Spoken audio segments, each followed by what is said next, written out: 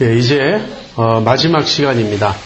그동안 우리가 이제 자기 부인의 필요성, 또 우리가 부인해야 될 자기가 무엇인지, 또 그 자기 중심성에 인간이 왜 빠지게 되었는지, 그리고 거기서 벗어나는 길, 첫 번째는 하나님의 사랑과 은혜를 체험해야 한다. 하나님이 나를 받아주신 그 사실, 그것을 긍정할 수 있을 때 비로소 우리는 자기를 부인할 수 있는 근거, 이 어떤 에너지, 힘을 얻게 된다. 자기 수용에 대해서 말씀드렸고요. 자, 이 시간에는 이제 실제로 어떻게 자기 부인을 할 것인가, 자기 부인의 그 원리와 그 실제에 대해서 이제 같이 좀 생각을 해보도록 하겠습니다. 자아는, 그 자기 중심성은 하나의 파워입니다. 힘이에요. 이걸 여러분이 이해하시지 못하면 자기 부인할 수가 없어요. 자기 중심성은 사실은 죄죠. 그게 죄성이죠. 죄성의 본질은 자기 중심성입니다. 아까 제가 죄는 자아다. Sin is self. 그렇게 말씀드렸죠. 그래서 죄성이 곧 자기 중심성인데, 우리 안에 있는 죄는 파워예요. 그건 하나의 내 안에서 작용하고 있는 원리고, 나를 사로잡는 파워입니다. 왜 우리가 자기를 부인해야 한다는 사실을 알지만 자기 부인하기가 그렇게 힘든가요? 자아가, 자기 중심성이 하나의 파워로서 우리를 자꾸 사로잡고 있기 때문이에요. 그래서 우리가 자기 중심성은 죄이며 이 죄는 하나의 파워라는 이 사실을 우리가 깨달아야 됩니다. 이것을 물리칠 수 있으려면, 그래서 이 자기 중심성이 하나의 파워이듯이 우리 안에 새로운 파워가 있어야 돼요. 자기 중심성을 물리칠 수 있는 어떤 능력, 힘, 이런 것이 우리에게 있어야 합니다. 거듭나지 않은 사람, 성령으로 새롭게 태어나지 않은 사람의 본성, 마음의 본성은 그 자기 중심성이에요. 이 본성을 이제 디폴트 모드라고 한번 생각해 보세요.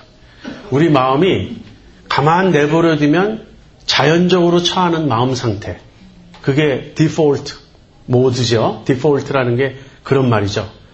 가만 놔두면 본래 있는 그 상태. 그래서 인간의 본래 상태는 자기중심적인 상태인 거예요. 자, 그런데 예수 믿을 때 우리에게 어떤 일이 생기는가?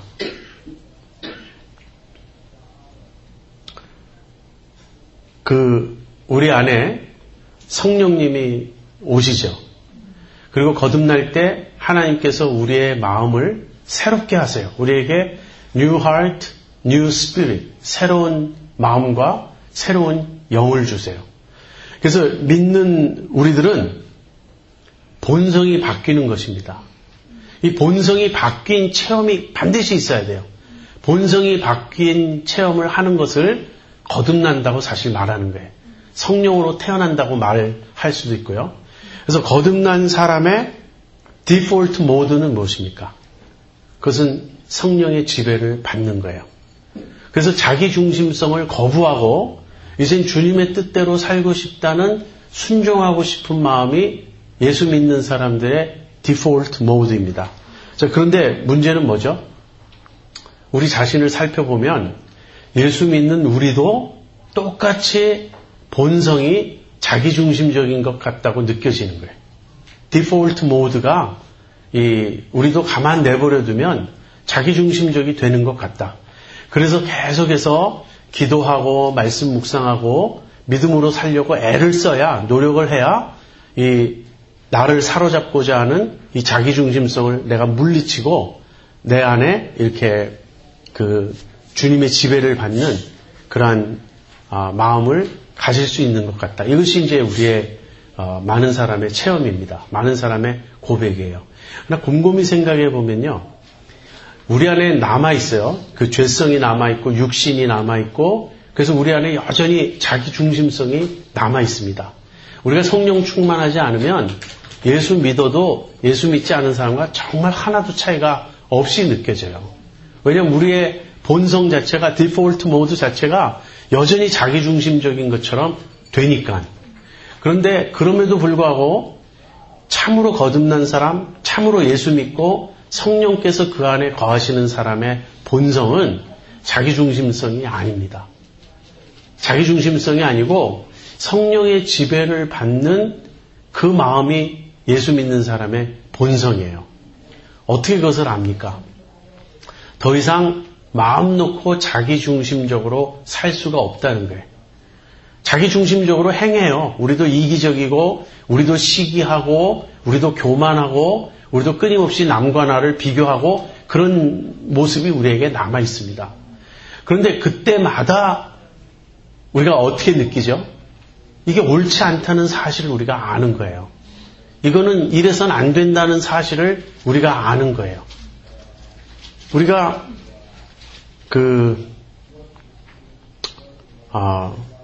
우리의 본성 자체가 이제는 주님이 바꿔주셨어요. 그래서 우리는 죄를 지으면서 우리가 죄의 파워를 느끼고 실제 우리가 죄를 짓고 자기중심적으로 살면서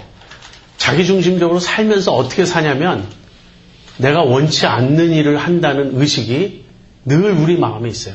그것이 로마서 7장의 바울의 고백 아닌가요? 내가 원하는 바 선은 행치 아니하고 원치 아니하는 바 악을 행하는도다. 그런데 이 악을 행하고자 하는 충동이 파워라는 거예요. 파워.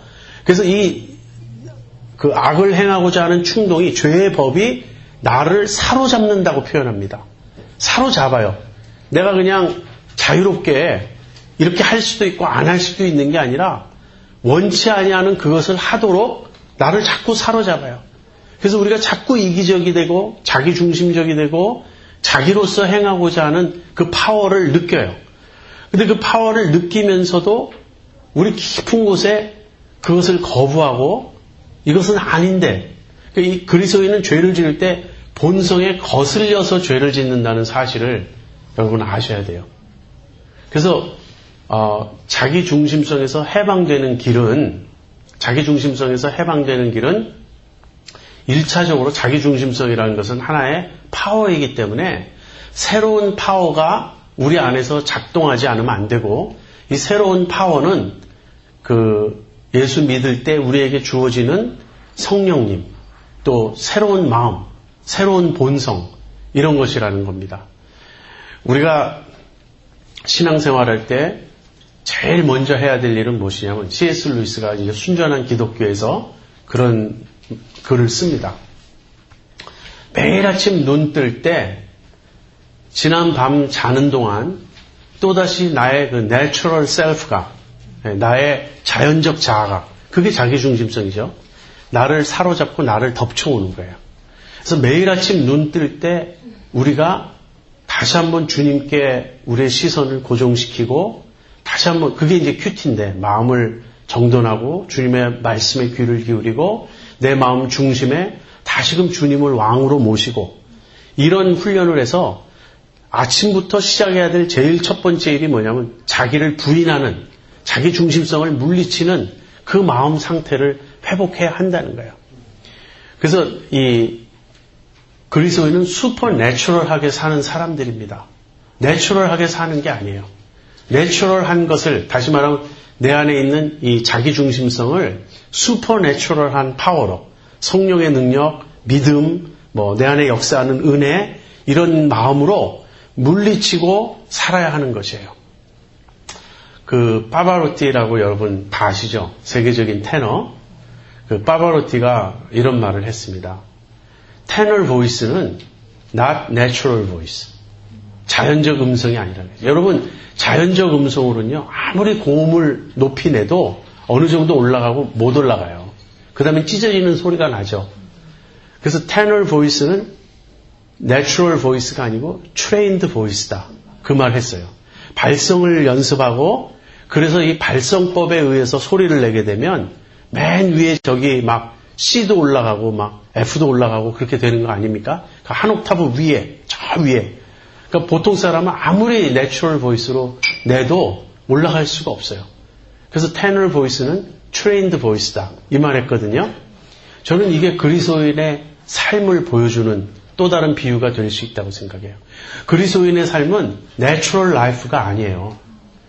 우리가 경건의 훈련을 통해서 매 순간 자기 부인의 훈련을 통해서 성령의 지배를 받고자 함으로써 슈퍼내추럴하게 사는 그것이 그리스도인의 삶입니다. 그리고 그렇게 살 수 있는 가능성으로서의 새 본성이 우리에게 주어졌다고 하는 것이에요. 거듭난 사람, 그래서 이 디폴트 모드가 사실 바뀐 사람을 어떻게 알 수 있는가? 여러분, 우리는 회개한 사람이죠. 예수 믿는다는 건 회개하고 믿는 거죠. 여러분, 회개하지 않고 예수 믿을 수가 없습니다. 회개하지 않고 예수를 믿는다는 말은 그냥 머리로 인정한다는 거예요. 기독교 진리가 그냥 맞는 것 같다. make sense 하는 것 같다. 난 많은 부분 동의한다. 이게 믿음 아니에요. 진짜 믿음은 회개하고 믿어야 되는 거예요. 근데 회개한다는 말이 뭐죠? 내가 죄인이라는 것을 인정하고 뉘우치는 거죠.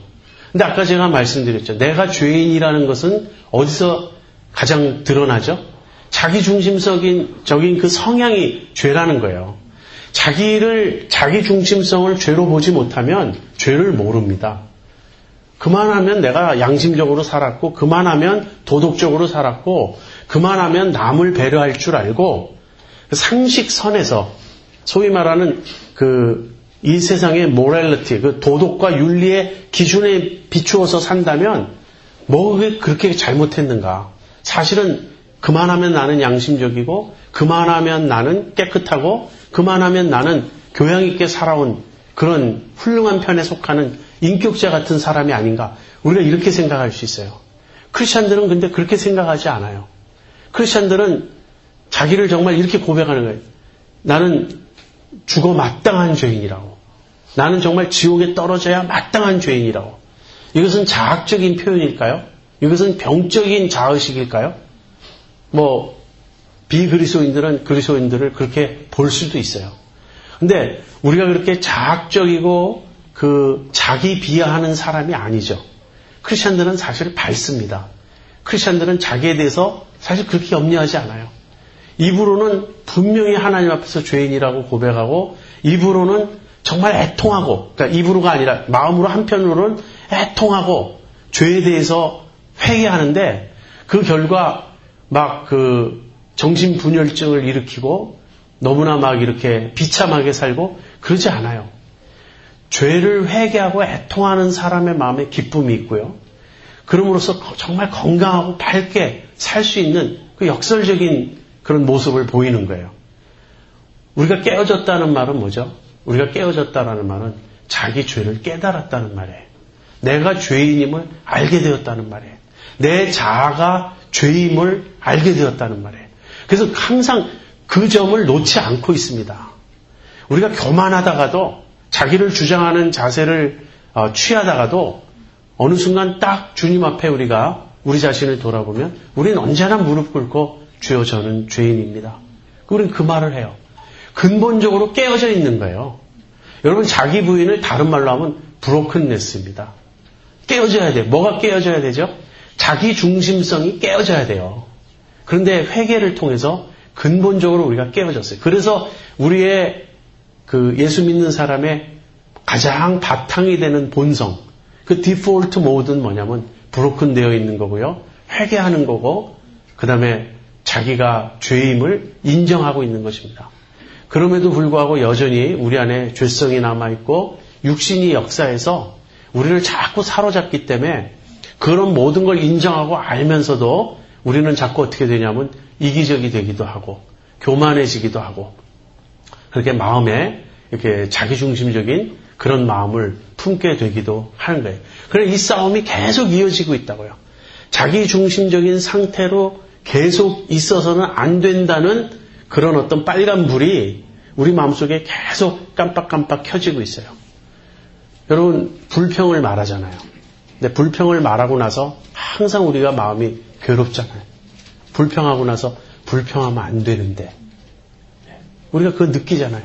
그래서 또 회개하고 우리가 정말 이렇게 주님의 지배를 받고자 하는 그런 마음을 우리가 품게 됩니다. 자, 그래서 지금 저는 파워라는 이야기를 했습니다. 죄성은 파워입니다. 그리고 자기중심성은 파워입니다. 이것은 그냥 뉴트럴한 상태에서 우리가 그걸 취할 수도 있고 취하지 않을 수도 있는 게 아니라 우리 마음의 역사에서 우리를 끊임없이 사로잡고자 하는 하나의 파워예요. 그런데 이 파워에 맞서서 이것을 물리치고 이것을 극복하려면 새로운 파워가 우리에게 있어야 돼요. 이 새로운 파워가 뭔가? 예수 믿을 때, 회개하고 거듭날 때 우리에게 주어지는 성령님이고 새 마음이고 새 성품이고 새 영이에요. 우리에게 그것이 주어졌어요. 회개한다는 말은요, 나를 사로잡고 있던 죄와 자아로부터 내가 벗어났기 때문에 가능한 것입니다. 지금까지는 전혀 죄라고 생각하지 않았던 그 모든 것이 죄인 것을 보게 되는 거예요. 그래서 내가 지금까지 죄인이었구나. 내가 행한 모든 삶이 자기중심적이었구나. 그걸 깨닫고 이제 회개하게 되는 거죠. 자, 그래서 우리 안에 새로운 파워가 주어졌습니다. 이 파워가 주어지지 않았다면 자기 부인할 수 없어요. 아까 제가 그 중학교 때 그 교감 선생님이 극기라고 말을 했는데 그 극기와 자기 부인은 일치하는 건 아니에요. 그냥 수양을 통해서 자기를 다스릴 줄 아는 그것이 극기죠. 근데 자기 부인은 기독교가 말하는 자기 부인은 훨씬 더 근본적인 거예요. 내가 나의 주인이 되지 않는 거예요. 주님이 나의 주인임을 인정하고 나는 내려앉는 거예요. 아주 마음 내면에 아주 근본적인 이 decentralization 하는 그 셀프를 완전히 내려놓고 그 다음엔 주님을 내 마음 중심에 모시는 이 작업입니다. 자, 그렇다면 대답은 이 자기 부인을 하려면 내게 능력이 있어야 돼요. 내게 파워가 있어야 돼요. 내게 힘이 있어야 돼요. 성령의 능력, 성령의 충만함이 내게 주어져야 됩니다. 우리가 그래서 머리로 자기 부인을 해야 되겠다고 생각을 한다 그래서 되지 않아요. 성 어거스틴의 이런 유명한 말이 있습니다. 성 어거스틴이 한때 이제 굉장히 이 욕정에 사로잡혀 있었습니다. 이 사람이 그걸 끊을 수가 없었어요. 그러다 이제 은혜를 받고 정말 이렇게 거기서 벗어나게 되는데 그 욕정에서 끊을 수 없으니까 성 어거스틴이 했다고 하는 유명한 기도가 있어요. 주여 저에게 순결을 주옵소서. 그러나 지금은 아닙니다. 순결해야 되겠다는 생각이 머릿속에 있어요. 그러나 지금은 내 마음이 욕정에 사로잡혀 있기 때문에 머리에서는 순결해야지 하는 판단은 서지만 마음에 원하지 않는 거예요. 지금은 욕정에 빠져 있고 싶은 거예요. 욕정을 즐기고 싶은 거예요. 그래서 저에게 순결을 주십시오. 그러나 지금은 아닙니다. 이런 이상한 기도가 나오는 거예요. 그러니까 자기 부인 해야 된다는 걸 머리로 아는 것이 자기 부인으로 이어지지 않습니다. 이 파워가 있어야 돼요. 내 안에 실제 경건의 능력이 있고 성령의 충만함이 있고 은혜의 능력, 은혜의 역사가 내 안에서 일어나야 하는 것입니다. 그렇다면 어떻게 그 일을 할 수 있죠? 그래서 이제 여기서 소위 말하는 경건의 훈련의 필요성이 있는 거예요. 우리가 말씀 묵상하고 기도하고 이런 일에 힘쓰라고 하는 것이 바로 그 이유예요. 로마서 5장 5절에 그 성령으로 말미암아 하나님의 사랑이 우리 마음에 부은바되었다라는 말씀이 나옵니다. 하나님의 사랑이 우리 마음에 부은바되었어요. 어떻게? 성령으로 말미암아. 다시 말하면 성령에 충만해지면 하나님의 사랑이 내 마음에 부어지는 거예요. 실제로 그걸 내가 느끼는 거예요. 아까 그랬죠.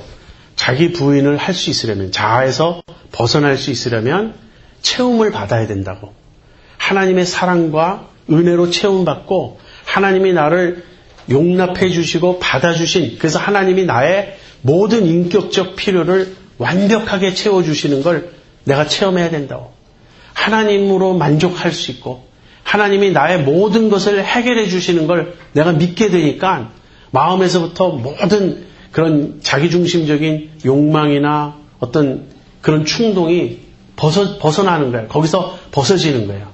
이 일이 실제로 이루어지려면 하나님의 사랑이 성령으로 말미암아 우리 마음에 부음받는 이 체험이 자주 있어야 돼요. 매 순간 있어야 돼요. 이걸 경험하며 살아야 돼요. 근데 어떻게 그걸 경험할 수 있죠? 사실 예수 믿을 때 초자연적으로 하나님이 그런 체험을 우리에게 주시기도 합니다. 그러나 계속해서 그것을 내 것으로 삼을 수 있는 길이 있어요. 그게 무엇이죠?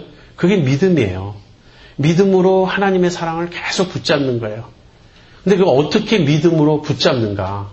그때 필요한 것이 묵상이며 기도며 말씀이며 하는 것입니다.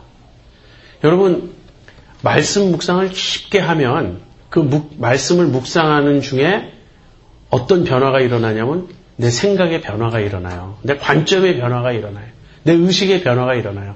그래서 말씀의 관점에서 내가 나 자신을 보고 세상을 보고 모든 걸 보게 됩니다. 근데 이 상태가 그냥 한번 그렇게 되면 영원히 가나요? 그렇지 않아요.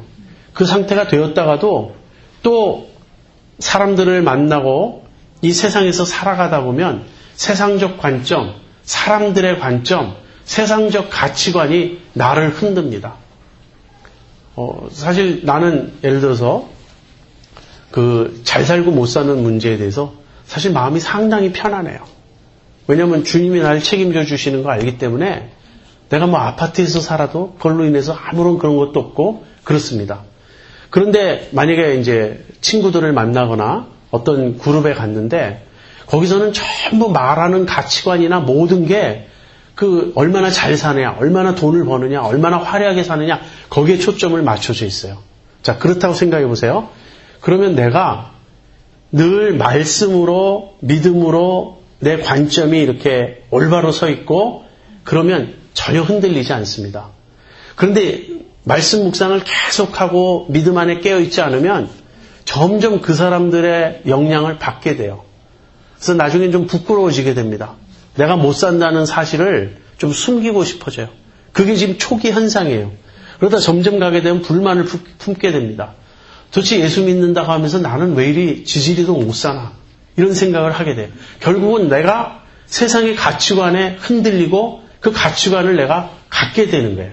이것은 지금 하나의 예이지만 우리가 세상에서 사람을 평가하는 그 모든 기준, 우리의 그 인격적 필요를 세상식으로 채우려고 하는 그 모든 시도에 우리가 휘둘리는 거예요. 그래서 우리는 외모도 따지게 되고요. 옷 입고 나갈 때 뭘 입고 나가야 되느냐 이런 것도 자꾸 신경을 쓰게 되고 자식들 그 학교 보낼 때 인류대학 보내느냐 이런 것도 다 나에게 걸리기 시작하는 겁니다. 그래서 그런 것들 급급하게 쫓아가기 시작하면 어떻게 됩니까? 예수 믿고 안 믿는 것에 무슨 차이가 있어요? 우리도 여전히 세상이 불만스럽고 짜증스럽고 내 마음대로 안 되는 것 같아서 속상하고 또는 되는 것 같으면 교만해지고 주님으로 인해 기뻐한다는 말은 그거는 예배당 가서 하는 말이고 실제로는 성공해야 기쁘고 잘 돼야 기쁘고 뭐든지 돈 많이 벌어야 기쁘고 그런 건 아닙니까? 그리고 뭐 고난 중에도 기뻐한다. 그거 예배당에서 하는 말이죠. 만약에 오늘 차 사고가 났어요. 사람 다치면 말할 것도 없지만 나는 안 다쳤지만 차만 찌그러져도 얼마나 속상합니까? 그런 거잖아요, 우리가. 그래서 믿음 안에서 살기 위해서 계속 깨어있는 그런 것. 계속 매 순간 주님의 은혜를 계속 체험받는 것. 그래서 내 시각이 주님의 시각과 늘 일치하게 하는 것. 이 실제적인 훈련을 해야 한다는 것입니다. 한편으로는 내 안에 있는 이 자기중심성에 대해서 계속 회개하는 훈련을 해야 돼요. 예, 여러분이 묵상하고 기도할 때 분명히 주님이 보여주시는 여러분의 자아가 있습니다. 아까 어떤 사람하고 내가 대화할 때 내 자아로 반응했다는 걸 내가 봐요. 이런 거는 우리가 무감각하면 느끼지도 못합니다. 내가 아까 그 사람에게 내가 어떤 말을 했을 때 주님께서 그건 사랑으로 말한 것이 아니다. 그 사람의 마음을 아프게 했다. 그것은 네 자아가 반응한 것이지 주님의 뜻이 아니었다. 이런 지적을 해 주신다고요. 그 다음에 아까 내가 쓸데없는 자랑을 했다. 어떤 내가 말을 진실하게 하지 않았다. 굉장히 과장되었다. 이런 걸 느끼지 않습니까? 그래서 한편으로는 계속해서 내게서 발견되는 자아의 모습들, 자기중심성에 대해서 계속 회개해야 됩니다. 주님, 그건 내가 잘못했습니다. 아까 내가 또 말실수했습니다. 아까 내가 품었던 그 감정은 선한 것이 아니었습니다. 한편으로는 계속 회개하고요. 또 다른 한편으로는 계속해서 주님의 눈으로 나를 바라보면서 주님이 나를 사랑해 주시는 그걸 내가 계속 붙잡아야 됩니다. 여러분 진짜 지금 한번 이렇게 여러분 자신에게 물어보세요. 지금 여러분은 지금 이 순간 여러분 마음에 조금의 짐도 없이 주님께 다 맡길 수 있습니까? 다 내려놓을 수 있습니까? 내 삶에 주님이 나의 주님이십니다. 주님이 나를 완전히 책임져 주십니다. 내가 염려할 것 없고 내가 걱정할 것 없습니다. 여러분 그렇게 주님의 사랑에 젖어서 매 순간 살아가실 수가 있습니까? 그게 만약에 안 된다면 뭐가 안 되게 하죠? 무엇이 나로 하여금 또 긴장하게 만들고 이것이 채워지지 않으면 저를 보니까요. 제가 늘 채워지기를 기다리는 게 있긴 있어요. 근데 그것은 율법주의에 제가 보니까 내가 주님을 좀 기쁘시게 하며 살고 있다는 걸 스스로 확인하고 싶은 거예요. 근데 저도 혈기가 많고 저도 제 삶이 참 돌이켜보면 너무나 부끄러운 게 많거든요. 그러니까 늘 제 마음 한구석에서 주님에 대해서 죄송한 마음을 버리라는 건 아니에요. 그러나 주님의 사랑만으로 내가 만족하지 못하고 늘 뭔가 불안하다는 그 의식이 부족하다는 그 의식이 제 속에 남아있어요. 이것이 율법주의적인 사고방식입니다. 우리는 자기 의에 매달리려고 그래요.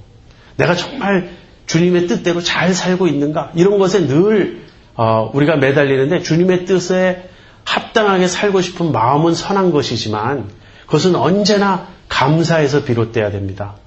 주님이 나를 받아주셨고 주님이 나를 용납해 주셨기 때문에 그 무한한 은혜 속에서 너무 감사해서 내가 주님의 뜻대로 살고 싶다.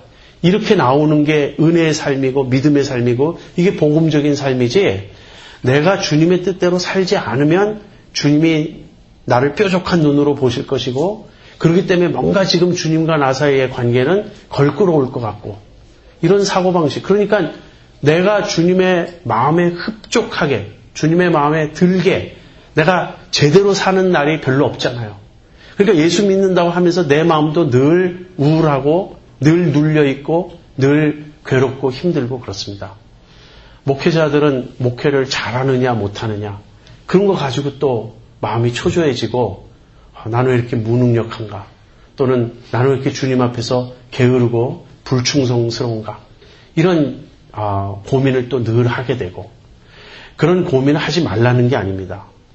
돌이켜보면서 늘 회개해야 돼요. 한편으로는 늘 회개하지만 다른 한편으로는 믿음으로 늘 주님의 은혜를 붙잡고 주님의 사랑과 은혜를 공급받아서 그 안에서 내가 만족하고 그 안에서 내가 온전하다는 그 사실을 늘 붙잡아야 됩니다. 이 두 가지가 늘 같이 있어야 돼요. 한편으로는 회개하고 한편으로는 주님의 사랑을 계속 은혜로 내가 내 것으로 삼고 그럴 때 이제 실제적으로 이제 자기를 부인하는 순종의 길을 이제 가게 됩니다. 그런데 이 순종의 길은요, 지속적인 것이라는 걸 기억해야 돼요. 한두 번으로 되는 게 아니고요. 이제 훈련을 통해서 그 길을 가야 돼요. 근데 그 말을 하기 전에 이제 이런 과정에서 주님은 나에게 어떻게 역사하시는가? 내가 자기를 부인할 수 있도록 주님은 나에게 어떻게 역사하시는가? 주님은 나에게 말씀하시고요. 그 다음에는 때때로 나를 디서플린 하세요. 나를 징계하세요. 우리는 예수 믿는 사람들은 이런 것 다 압니다. 아주 가장 쉬운 예를 하나 말씀드려 볼게요. 우리 늘 기도해야 된다는 생각하죠. 기도가 부족하다는 생각 늘 많이 하죠. 그런데 좀처럼 참 기도에 몰두를 못하죠. 기도가 되게 형식적이 되기 쉽고 기도 시간이 너무 짧고 기도하는 일이 힘들죠. 그런데 정말 기도를 하게 되는 때가 있어요. 언제 기도하죠? 내게 어려운 일 닥치면, 내게 어려운 일이 닥치면 기도하지 말라 그래도 기도해요. 왜냐하면 기도하지 않을 수가 없잖아요. 그래서 주님이 우리를 때때로 연단하세요. 연단의 과정을 거치면서 자아가 깨어집니다. 교만했던 사람이 드디어 겸손해져요. 내가 얼마나 교만했는지 알겠다고. 그 고백이 나와요. 그리고 자기 힘으로 살려고 했던 것을 회개하고 이제 주님 붙잡고 살아야 되겠다고 생각하고. 그래서 한편으로는 주님이 우리를 징계하시고 주님이 우리를 다스리시고 주님이 우리를 이끌어 가십니다. 근데 우리가 해야 할 일은 뭐냐면 계속 경건의 훈련을 통해서 믿음으로 살려는 훈련을 이제 우리가 해야 돼요. 순간적인 체험이나 결심만으로는 부족합니다. 자기 부인이 실제로 이루어지려면 이것은 습관이 돼야 돼요. 그리고 습관은 훈련을 통한 반복으로서만 얻을 수 있습니다.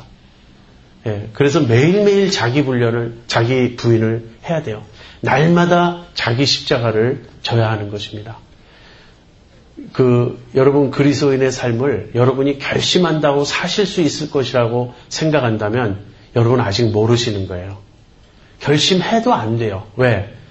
그만큼 자기중심적인 자기중심성의 파워가 내 안에 강하게 역사하고 있고 그냥 깨어있지 않으면 매 순간 깨어있지 않으면 금방 나를 사로잡아서 또 내가 이기적이 되고 자기중심적인 사람이 되게 만들기 때문에 그렇습니다.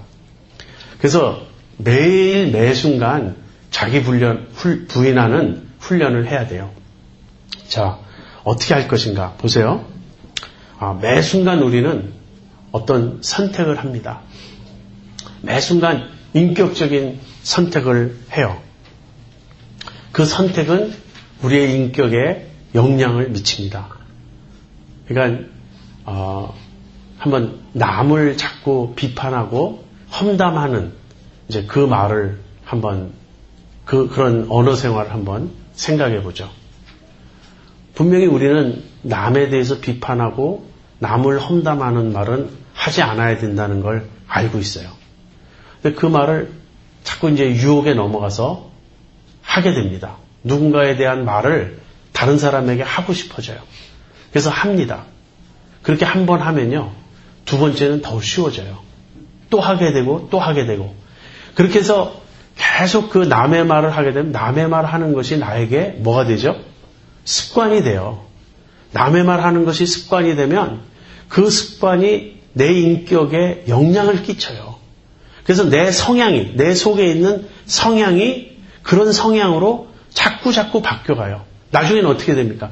남의 말 하지 않으면 근질근질해서 견딜 수가 없어요. 불평하는 사람들.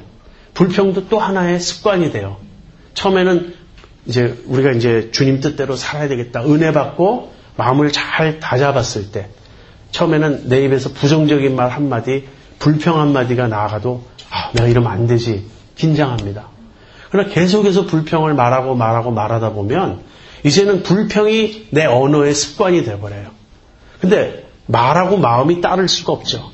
말이 곧 마음이에요.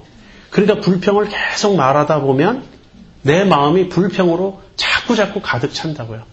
그래서 이렇게 매 순간 주님의 뜻대로 사느냐 아니면 내 자기중심성에 내가 굴복하느냐 이 선택이 있는데 어느 한쪽으로 계속 가게 되면 결국은 우리는 거기에 사로잡히게 되고 자기중심적인 사고방식이 나의 인격의 습관이 되어서 좀처럼 그것을 깨뜨릴 수가 없다는 거예요.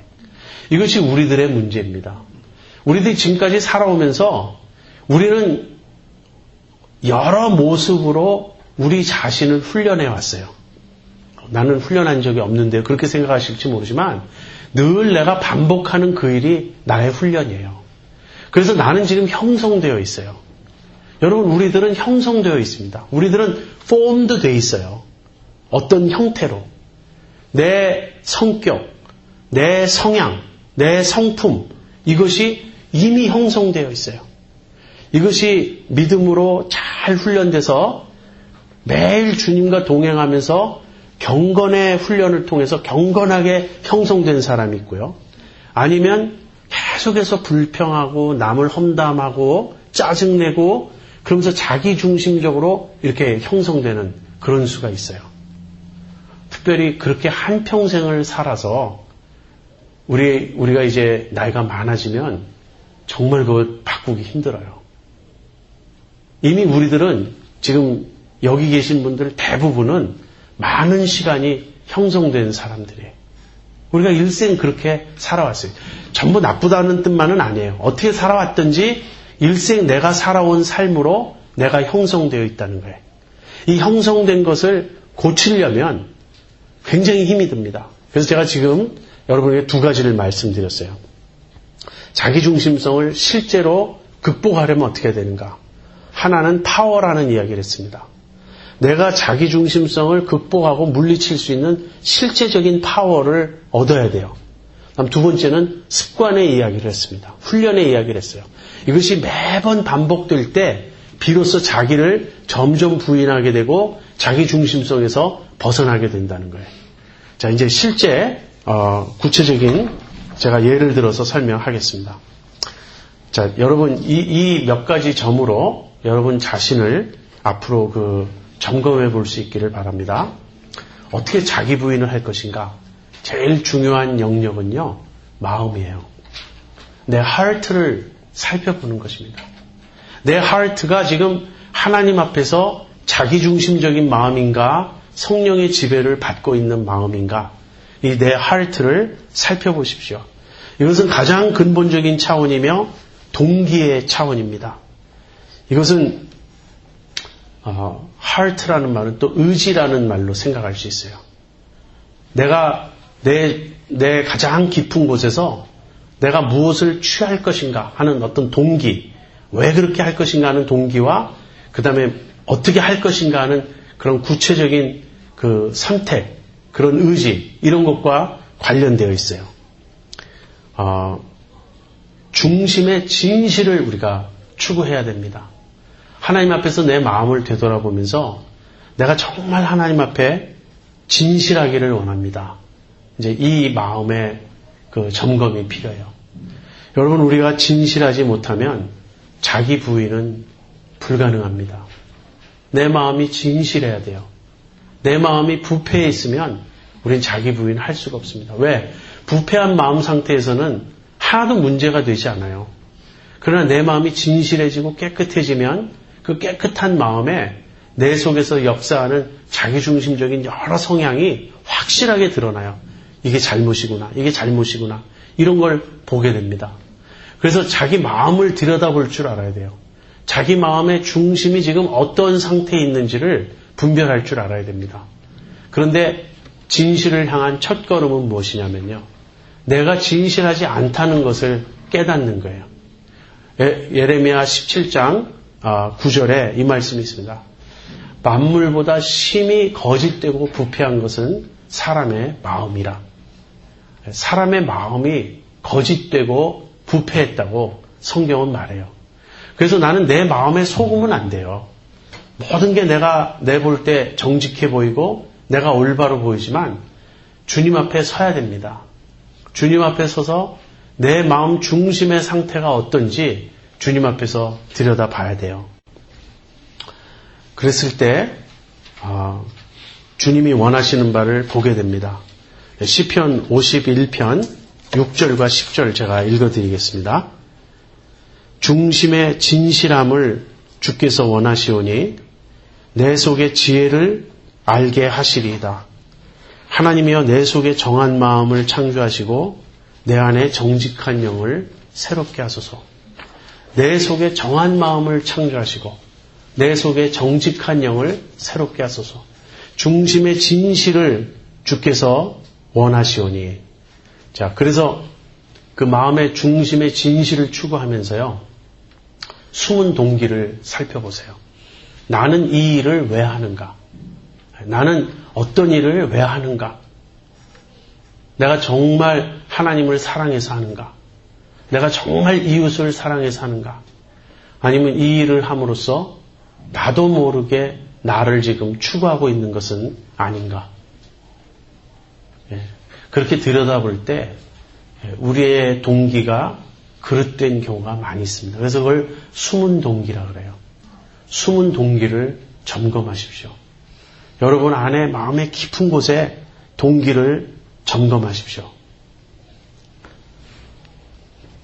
이것은 참 깨닫기가 어려워요. 내가 교만하다는 그 사실을 내 스스로 깨닫기가 참 어려워요. 그러나 여러분, 하나님 앞에서 하나님의 그 음성을 듣고 하나님의 눈으로 내 마음을 이렇게 살펴보면서 거기서 정말 나의 실체, 나의 실상을 내가 스스로 보지 못한다면 그때는 어떤 길이 있겠습니까? 여러분, 칼빈의 일생의 모토는 코람 데오였어요. Before God. 하나님 앞에서. 하나님 앞에 여러분 서보십니까? 매일매일 하나님 앞에 서십니까? 하나님 앞에 서서 여러분의 마음을 들여다보십니까? 하나님, 내 마음이 진실합니까? 하나님, 내 마음이 주님 앞에서 정직합니까? 내 숨은 동기가 정말 하나님 뜻에 합합니까? 이런 걸 한번 물어보세요. 그러면 거기서부터 싸움이 시작됩니다. 거기서부터 씨름이 시작되고 거기서부터 몸부림이 시작됩니다. 나는 의에 줄이고 목마른가? 나는 정말 주님의 뜻에 순종하고 싶은가? 나는 하나님을 사랑하고 싶은가? 나는 정말 이웃을 사랑하고 싶은가? 이런 것들을 점검해 보라는 거예요. 이 모든 게 어떤 차원이냐면 우리의 가장 깊은 차원인 마음의 문제예요. 만약에 여기서 우리가 정직하지 못하고 여기서 진실하지 못하고 여기서 자기중심적인 그 성향에 사로잡혀 있다면 어떻게 우리가 자기 부인을 할 수 있겠습니까? 자기 마음을 속이고 있는데 어떤 여자분이 있었어요. 스캇 팩이라고 하는 그 정신과 의사가 쓴 그 로드 레스 트래블드라는 그 책에 나오는 이야기입니다. 이 여자분이 그 책에 나오는지 People of Lie 그 거짓의 사람들에 나오는지 아무튼 이 여자분이 너무너무 희생적인 사람이에요. 가족에서. 그래서 아들이 늦게 들어오면 아무리 늦은 시각이라도 잠을 자지 않아요. 1시에 들어와도 깨있고 3시에 들어와도 깨있습니다. 그리고 자기 몸이 아무리 아프고 피곤해도 집안 식구들의 빨래, 음식, 도시락 싸주는 거 다 맡아서 해요. 자, 그러니까 얼마나 희생적인 어머니입니까? 근데 이 어머니가 돌아가셨어요. 그때 모든 가족이 살았다. 이렇게 생각하는 거예요. 드디어 안도의 한숨을 내쉬는 거예요. 왜 그런가? 이 어머니는 사실은 희생적인 게 아니었습니다. 모든 가족을 자기에게 빚진 상태로 만들어 놓기를 원해요. 그래서 끊임없이 나는 너를 위하여 희생하고 있다. 나는 너를 위하여 수고하고 있다. 이 메시지를 끊임없이 주는 거예요. 자식은 몇 번이나 어머니에게 말합니다. 제발 주무시라고. 내가 늦어질 수 있는데 어머니 11시에 주무시는 분이면 11시에 주무시라고. 왜 꼭 나를 위해서 1시, 3시까지 꼭 깨어 계시냐고. 그러면 늦게 들어올 때 얼마나 미안하겠어요. 그러니까 이 어머니는 물론 안 그러신 어머니들도 있어요. 정말 희생적으로 그럴 수도 있는데 제가 여기서 지금 설명하고 싶은 건 뭐냐면 겉으로 드러난 모습이 다가 아니라는 거예요. 아무리 희생적인 것 같아도 그 내면에서 이 어머니는 자기를 추구하고 있는 사람이었어요. 모든 가족이 이 아내에게, 어머니에게 너무나 힘들었어요. 그래서 어머니가 희생하지 않기를, 제발 우리를 위해서 고생하지 않기를, 오히려 그럴 때 좀 자기들이 살 것 같은 그런 마음이 있었다는 거죠. 그건 하나의 예입니다. 이런 건 하나의 예인데 숨은 동기, 겉으로 드러난 게 다가 아니에요. 어떤 분들은 또 오해하지 말으세요. 예, 교회마다 사정이 다르니까 늘 교회에서 사는 사람이 있어요. 그래서 새벽 기도도 나오고 무슨 교회에서 봉사할 일이 있으면 빠짐없이 나오고 거의 교회에서 살아요. 목사님들은 주로 자매님들이 많이 그러는데 이런 자매님 보면은 기뻐합니다. 너무 주님을 사랑해서 우리 교회 일꾼이라고. 그럼 그것이 또 다른 형태의 도피일 수 있어요. 집안에 있는 게 괴로운 거예요. 남편 보기가 꼴 보기 싫은 거예요. 애들한테 시달리기가 싫은 거예요. 그러니까 교회 가서 주님의 일 한다고 교회로 피해 있는 게 너무 좋은 것입니다. 여러분, 월커홀릭 있죠? 남자들, 특별히 남자들. 회사에서 너무나 늦게 퇴근합니다. 그리고 집에 와서는 가족들에게는 내가 가족을 부양하기 위해서, 내가 자식들 먹여 살리고 당신 먹여 살리기 위해서 이렇게 밤늦게까지 고생한다. 실상은 고생이 아니에요. 집에 오는 게 끔찍한 거예요. 집에 와서 아내 얼굴 대하는 게 피곤한 거예요. 나름대로 도피할 수 있어요. 제가 지금 드리는 말씀의 그 요점을 아시겠습니까? 겉으로 드러난 행동이 전부가 아니에요. 우리 마음의 동기가 문제예요. 동기에서 정말 진실한가? 동기에서 자기중심적이지 않고 정말 순수하게 하나님 사랑하는가? 그런 사람을 만나면 우린 그건 느낍니다. 인간은 영적인 존재라서 마음이 순수하고 마음이 진실하고 마음이 정직한지는 느껴요. 그러나 그렇지 않으면 그 사람이 열심히 있고 그 사람이 헌신된 것 같고 그 사람이 자기 희생적인 것 같아도 거기서 우리는 자기를 봅니다. 자기 의를 느끼고 자기를 드러내고자 하는 그 마음을 보게 되고 자기 영광을 보게 되는 거예요. 그래서 이거 굉장히 교묘하죠. 굉장히 서틀하죠. 그러나 굉장히 리얼한 거예요. 자기가 살아서 사는 사람, 자기로서 행하는 사람과 자기를 정말 부인하는 사람. 우리가 정말 자기를 부인해야 한다는 거예요. 마음 중심에서부터. 이것이 하트의 차원입니다. 그렇다면 이제 두 번째 차원은 마인드의 차원이에요. 하트가 가장 근본적인 밑바닥의 동기와 소원, 그런 데 관련된 것이라면 마인드는 생각이에요. 이 마인드를 우리말로 번역하기가 참 어렵습니다. 우리말 성경에서는 마인드를 마음이라고 번역한 경우가 많아요. 그래서 heart도 마음이고 마인드도 마음이고 이제 우리가 그렇게 생각하기 쉬운데 마인드는 주로 생각하고 느끼는 어떤 정신적인 작용이에요. 그렇게 생각하시면 좋아요. 정신 이렇게 보아도 좋습니다. 그래서 이 마인드의 차원에서 자기 부인을 하는 법. 마인드의 그 두 가지 그 작용은 생각하는 것과 그러니까 지적인 영역과 감정의 영역입니다. 이 두 가지에서 자기 부인을 또 생각해 보죠. 아까 하트의 차원에서의 자기 부인은 동기가 순수해야 된다. 더 자기를 추구하지 말고 정말 하나님 앞에서 진실하게 하나님만 사랑하고 하나님의 뜻에만 순종하고자 하는 것이어야 한다. 이렇게 말씀을 드렸는데 이제 생각은요. 이 마인드에서 생각을 하잖아요. 생각하고 판단하잖아요. 내 하트가 올바르면 마인드를 올바르게 우리가 사용할 수 있습니다. 그래서 판단이 늘 공정해요. 어떤 사람이 이렇게 말을 하는 걸 가만히 들어보면 참 올바로 보려고 그래요. 자기 중심적으로 보려고 하지 않고 하나님의 관점에서 보려고 그러고 모든 거를 똑바로 올바로 보려고 합니다. 그래서 판단하는 것, 생각하는 것 이런 것이 성령의 지배를 받고 있어요. 근데 자기중심적인 경우는 쉽게 그렇게 되지 않습니다. 판단 자체가 구부러져 있어요. 관점 자체가 자기중심적이 되어 있어요. 그래서 그런 사람하고 얘기를 해보면 그 얘기가 뭐든지 자기를 중심으로 놓고서는 보기 때문에 얘기가 되질 않아요. 아무리 일깨워 주려고 꼭 그렇게만 볼 게 아닙니다. The other side를 보십시오. 지금 하나님 중심으로 보십시오. 이렇게 이야기를 해도 내 마인드가 자기에게 사로잡혀 있기 때문에 자꾸 굽게 보는 거예요. 자, 이럴 때 하트에서 주님을 이렇게 점검하게 되면요. 그 다음엔 내 마인드에서도 똑바로 생각하려는 그런 생각이 내 마음에 들어요. 똑바로 생각해야 되겠다. 그래서 내 생각을 고집하지 않는 훈련을 합니다. 정말 브로큰된 사람의 특징은 뭐냐면 자기 생각에 대해서 주장하지 않아요. 왜냐하면 틀릴 수 있다는 걸 아니까. 그래서 늘 다른 사람의 의견을 경청하고 내 생각을 말하지만 내 생각이 틀릴 수 있다는 점에 있어서 항상 조심스럽습니다. 그리고 내가 생각할 때 그 생각이 주님의 지배를 받아요. 주님의 다스림을 받아요. 아까 제가 도덕적인 인간이지만 굉장히 자기중심적일 수 있다고 말씀드렸는데 대체로 철저하게 자기 생각으로 살아가는 사람들입니다.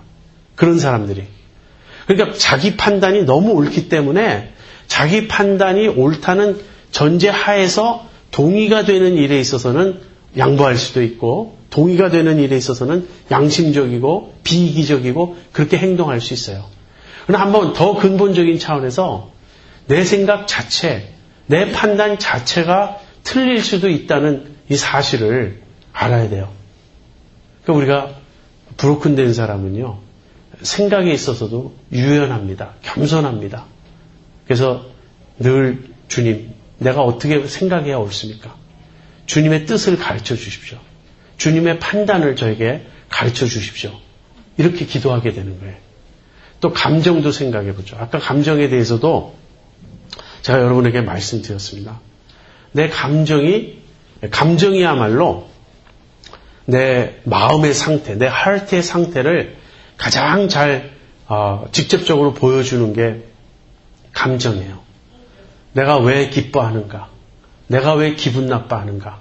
내가 왜 짜증나는가? 내가 왜 기분이 좋은가? 뭐 이런 내 감정의 추이를 한번 늘 생각해 보세요. 그 내 감정을 쫓아 들어가 보면 내 마음 상태를 알 수가 있어요. 만약에 여러분이 지금 이 경제 문제에 대해서 이제 많이 신경 쓰고 염려하고 있잖아요. 그러면 그 문제를 주님께 맡겨야지 이 생각을 합니다. 내가 이 경제가 어려워도 주님께 맡겨야지. 그런데 그렇게 생각을 해도 내 마음은 염려에 사로잡히게 돼요. 자칫 잘못하면. 그런데 뭐 신문을 읽다가 또는 누구와 이야기를 하다가 경제에 대한 굉장히 불안한 소식을 탁 접하죠. 그럼 내가 주님께 맡겼다고 해놓고도 그 얘기를 듣는 순간에 마음이 덜컹하면서 또 마음이 어두워지고 금방 힘들어지고 그러지 않습니까? 그러니까 내 감정을 들여다보면 내 하트의 상태를 알 수가 있어요.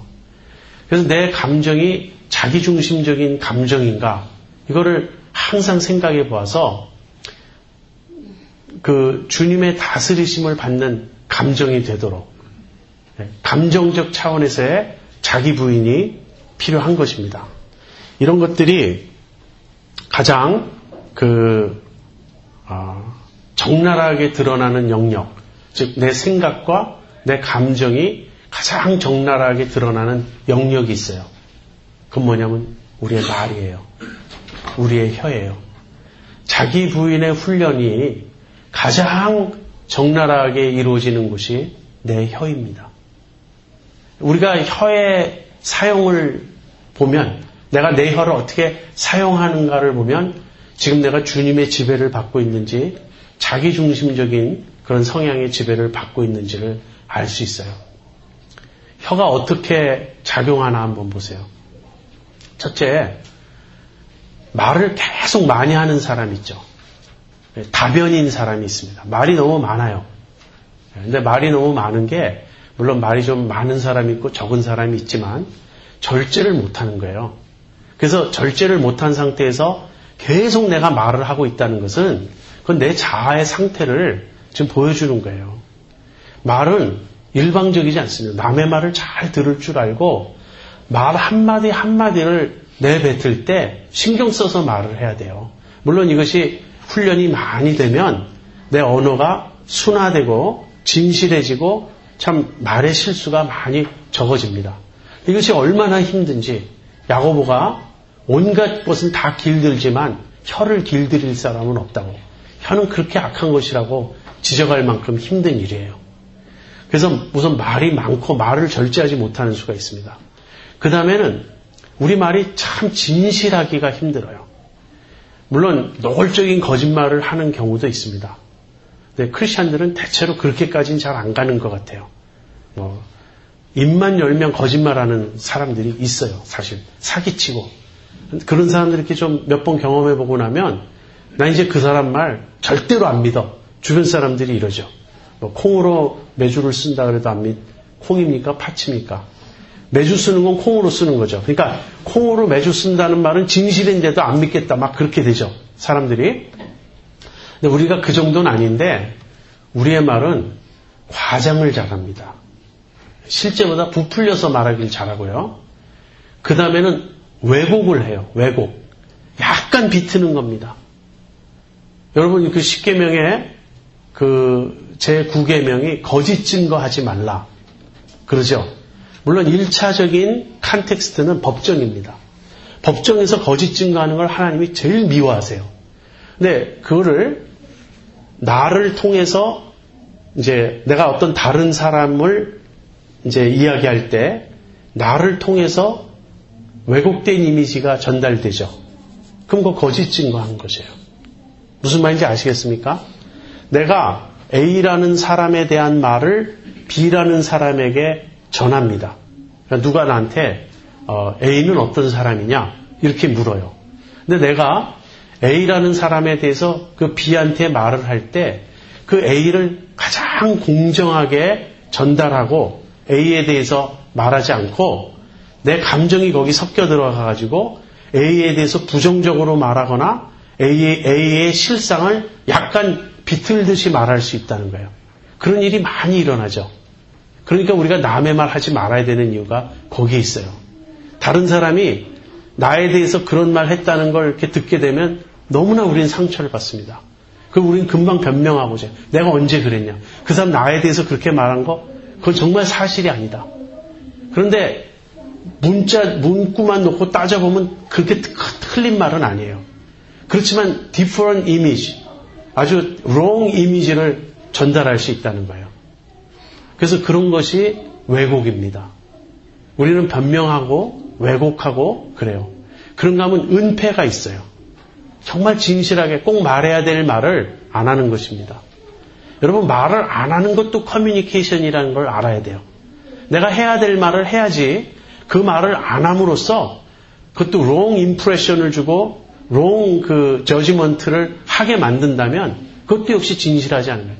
그러니까 우리 말이 얼마나 이렇게 과장과 그 은폐와 왜곡과 그 다음에는 정말 그냥 노골적인 거짓말과 이런 식으로 해서 우리의 언어가 굉장히 이 진실하지 않은 경우가 많이 있습니다.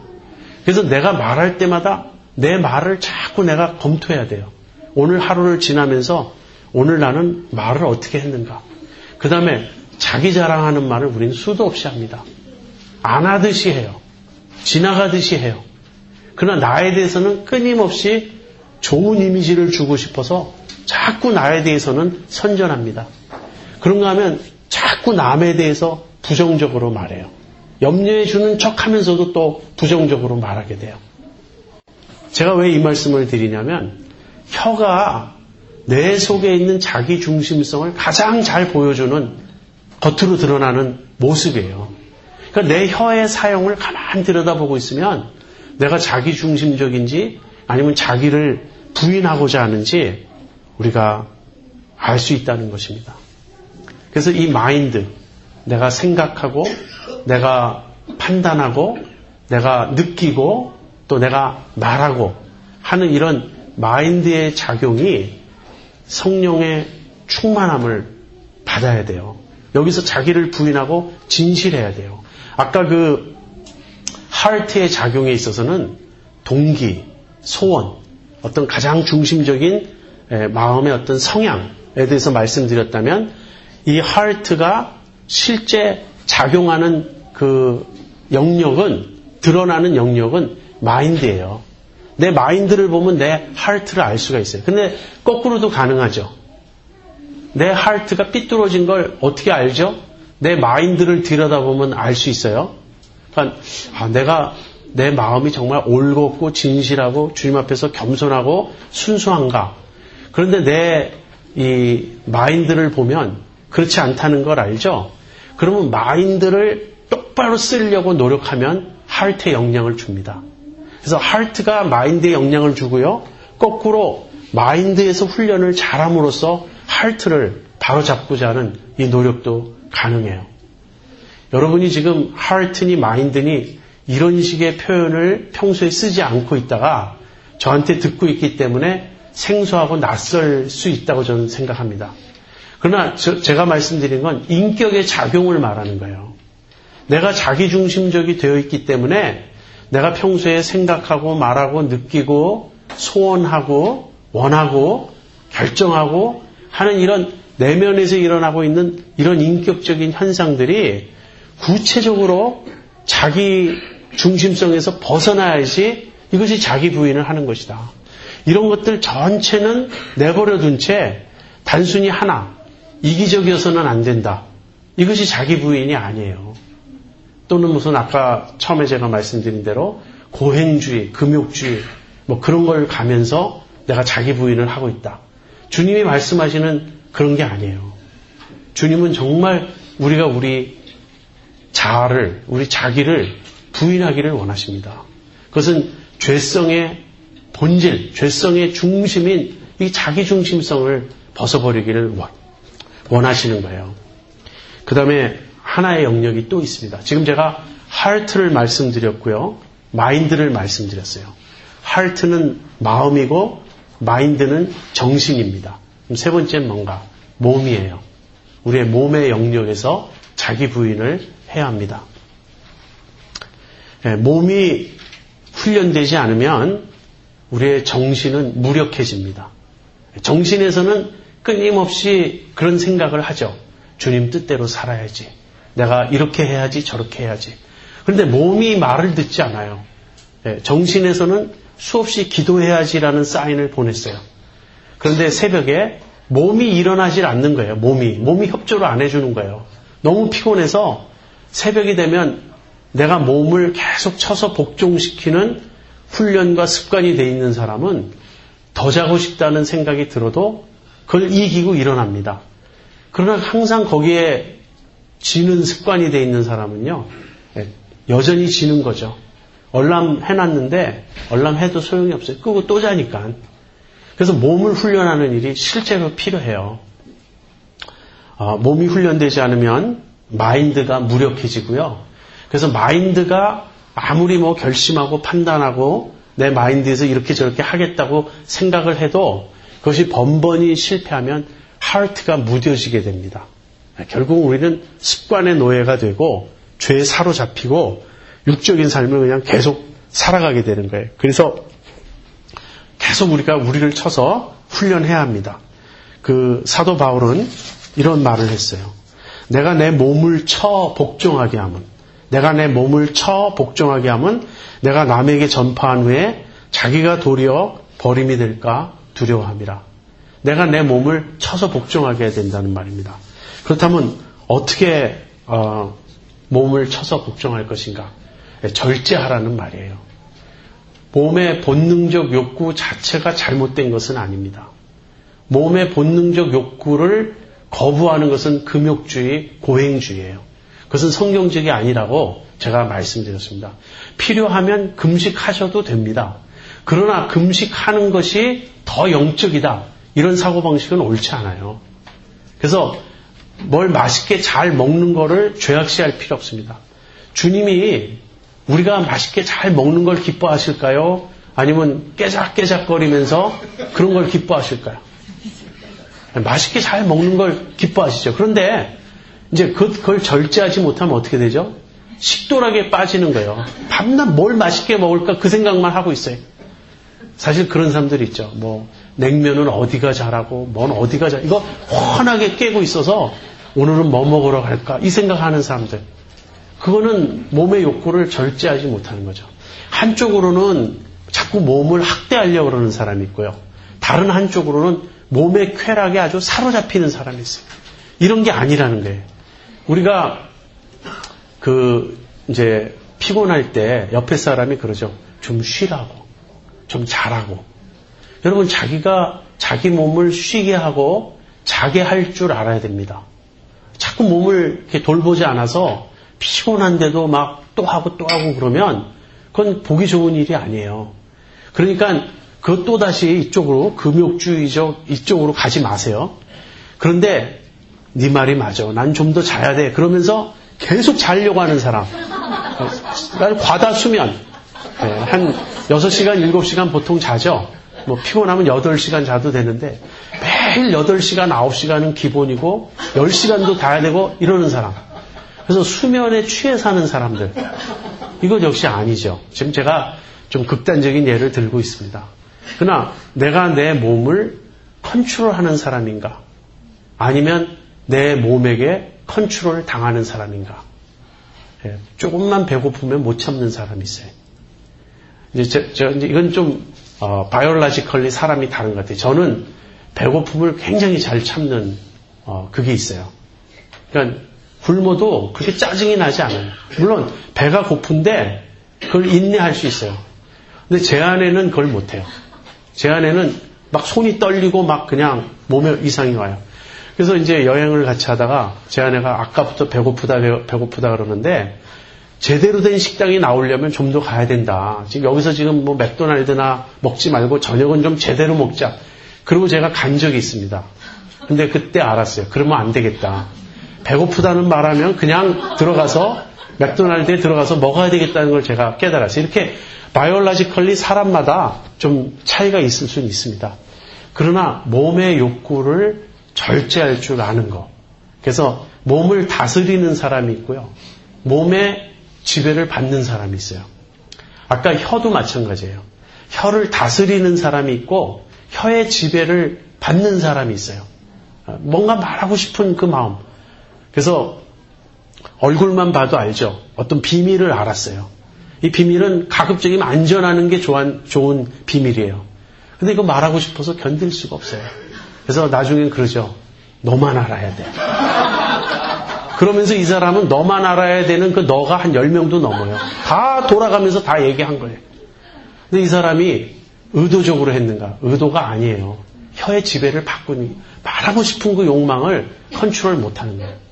제가 지금 말씀드린 일련의 예들을 통해서 우리는 내 삶의 기본 원리가 무엇인지를 봅니다. 자아가 내 삶의 기본 원리인가? 아니면 자기를 부인하고 주님의 지배를 받고 주님의 생명으로 살고자 하는가? 실제 주님의 생명으로 살 때 그걸 경건이라 그럽니다.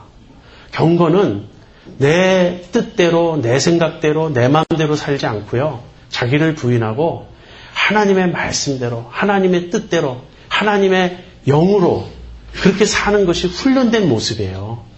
그래서 그렇게 주님과 늘 동행하면서 경건하게 사는 사람을 보면 우리는 거기서 그리스도인의 향기를 느낍니다. 아, 이게 믿음이구나. 이게 자기를 부인하는 사람의 모습이구나. 그런데 예수 믿는다고 하면서 결국은 늘 자아에 져서 자기 중심성의 노예가 되어서 그냥 자기 중심적으로 늘 말하고 행하고 판단하고 느끼고 그런다면 어디가 예수 안 믿는 사람하고 차이가 뭐가 있어요? 아까도 말씀드린 것처럼 교회 봉사 열심히 하는 거. 여러분 교회 중독증 있는 거 아세요? 제가 관찰해 봤더니 교회 중독증이 있어요.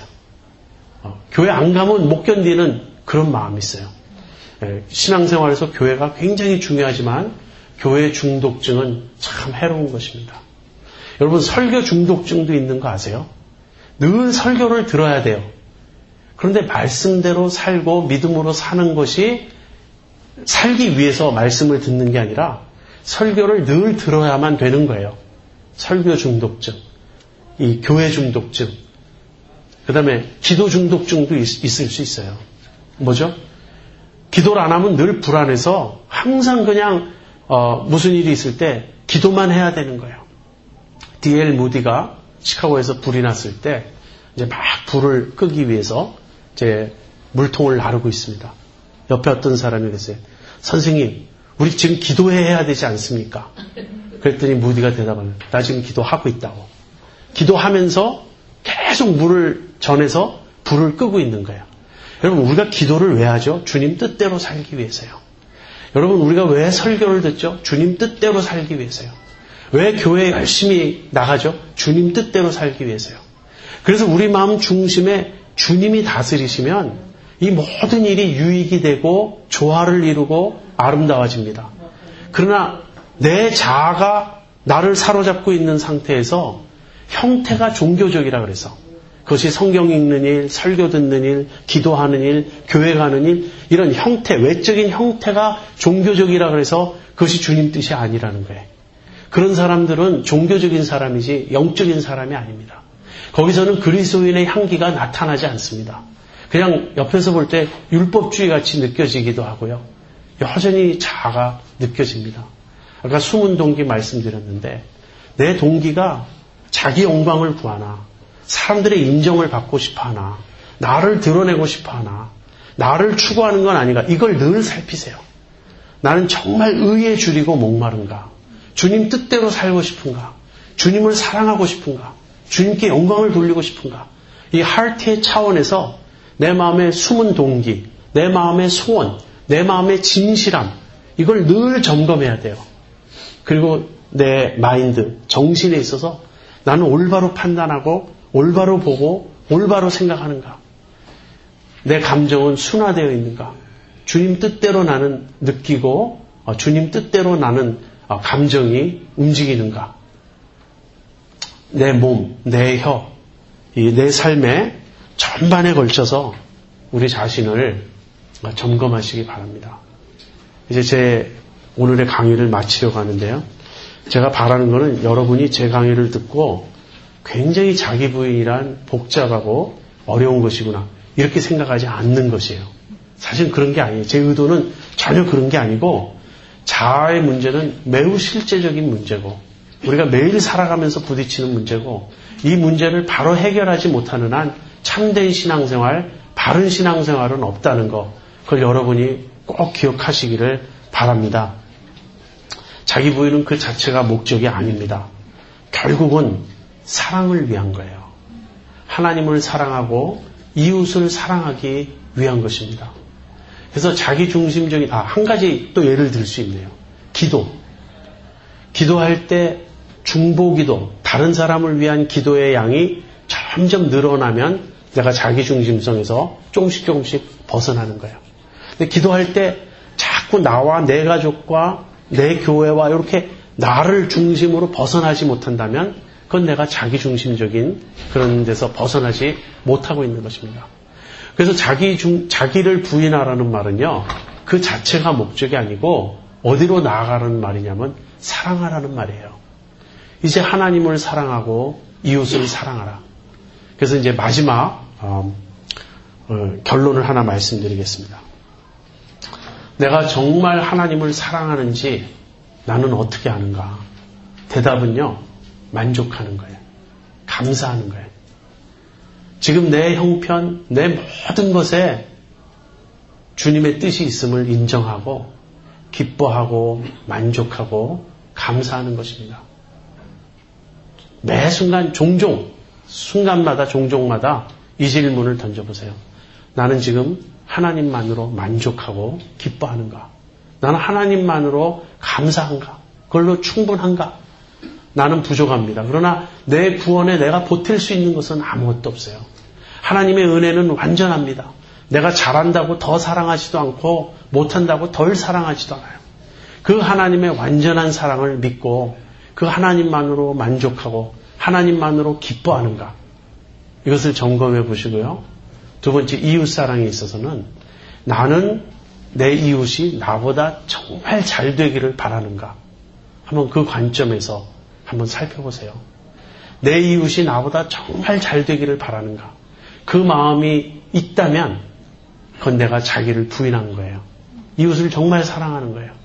그러나 이웃이 잘 되기를 바라긴 바라는데 나보다는 잘 되지 말고 내가 먼저 더 잘 되고 그 다음으로 잘 되기를 바란다. 우리가 이제 주로 우리 마음 상태는 이렇거든요. 그러면 그건 또다시 내 자아가 나의 왕인 거예요. 그러니까 하나님만으로 내가 기뻐하고 만족할 수 있는가? 나는 내 이웃이 나보다 잘 되기를 바라는가? 이웃이 잘 돼도 나는 시기하지 않겠는가? 그래서 하나님 사랑과 이웃 사랑에 우리가 실천을 더해갈수록 점점점 어떤 이제 경지로 나아가는가? 이 시점에서 여러분이 목사님은 지금 그런 경지에 있습니까? 질문하면 물론 아니에요. 그러니까 오해하지 마시고 나아가고자 하는 그 목표는 무엇인가? 자기 망각입니다. 자기 부인의 최고의 경지는요, 자기 망각이에요. 자기에 대해서 그렇게 신경 쓰지 않는 거예요. 내 문제는 이제 하나님이 다 알아서 해결해 주시니까 나에 대해서 별로 염려하지 않는 거예요. 내가 인정받는다고 우쭐거리지도 않고 누가 나를 막 칭찬하면 조금 의아하게 보는 겁니다. 나 그런 사람 아닌데 왜 날 그렇게 자꾸 높이냐고, 왜 날 칭찬하냐고. 누가 나를 무시해도 별로 기분 나빠하지 않습니다. 저 사람 왜 나를 그렇게 무시하지? 좀 이상하다. 그 정도로 넘어가는 거예요. 왜? 하나님의 사랑에 사로잡혀 있기 때문에 그게 큰 문제가 되지 않아요. 그리고 나를 돌아볼 시간이 별로 없어요. 왜냐하면 내가 돌보고 아끼고 위해줘야 될 내 주변에 이 사랑의 대상이 많기 때문에. 그리스도인은 하나님을 사랑하고 이웃을 사랑하는 사람이죠. 그걸 위해서 자기를 부인하라는 거예요. 결국 우리는 이 둘 중에 하나입니다. 자기 사랑의 삶을 살 것인가? 하나님 사랑, 이웃 사랑의 삶을 살 것인가? 자기 사랑을 추구하는 것은 불행입니다. 계속 그 길로 가면요, 정말 짜증나고 불평나고 괴롭고 힘들고 지옥의 삶을 사는 거예요. 하나님 사랑, 이웃 사랑의 삶을 추구해 가면서 점점 하나님의 아름다우심에 점점 감동하고 감탄하고 이웃의 소중함을 깨닫고 이웃이 잘 되기를 바라는 그런 마음으로 살아갈 때 우린 자기 망각을 해요. 자기에 대해서 점점 잊어버려요. 그리고 그것은 내가 실제로 자기 부인을 하고 있다는 거예요. 나로부터 벗어나 있다는, 자아로부터 자유로워져 있다는 것을 보여주는 것입니다. 이 자기 부인은 생명이에요. 자기 부인은 자유예요. 자기 부인은 말로 다 할 수 없는 충만이에요. 기도하겠습니다.